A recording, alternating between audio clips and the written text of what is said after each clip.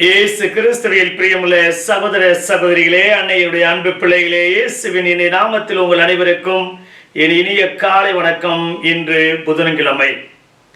இன்று திருச்சபையோடு இணைந்து நாமும் ஆண்டவருடைய பிறப்பின் அறிவிப்பு திருவிழாவை இந்த நாளிலே சிறப்பிக்கின்றோம். நாள் இனிய நாளாக, ஆசீர்வதிக்கப்பட்ட நாளாக அமையட்டும். நீங்க எல்லாரும் நல்லா இருக்கணும். பிரியமான சகோதர சகோதரிகளே, நம்முடைய சிந்தனைக்கு இறைவழி நடந்து இறையருள் பெறுவோம். உலக வரலாற்றில் இயேசுவின் பிறப்பு மட்டுமே முன்னறிவிக்கப்பட்டது.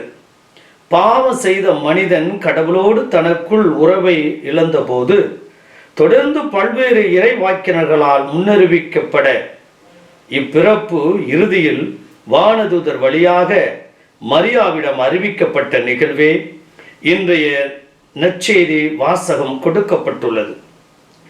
மனிதனை மீட்க இறைவனின் திருமகன் இவ்வுலகிற்கு மீட்பராய் வர பெண்ணிடம் பிறக்க வேண்டியதாய் இருந்ததால் மரியாளிடம் வானதூதர் வந்து அவரை வாழ்த்தி சம்மதம் கேட்டபோது, கடவுளால் ஆகாதது எதுவும் இல்லை என ஆழமாக நம்பிய மரியா, உமது சொற்படி எனக்கு நிகழட்டும் என்று கூறி சம்மதித்தார்.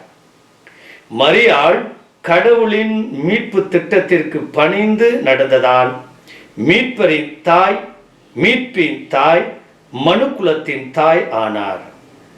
முதல் வாசகத்தில் மன்னன் ஆகாசு கடவுளின் திருவுளத்திற்கு பணிந்து நடக்காமல் தன் விருப்பம் போல் நடந்ததால் இறைவன் அவனுக்கு நம்பிக்கையூட்ட கொடுத்த அடையாளமே இயேசுவின் பிறப்பு அறிவிப்பு. மரியாளை போல நாமும் இறை திட்டத்திற்கு பணிந்து நடப்போம், அருள்மிகு பெறுவோம்.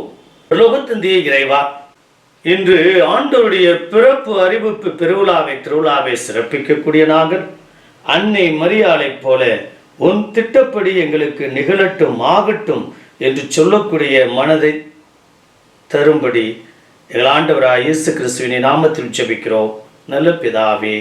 ஆமென்.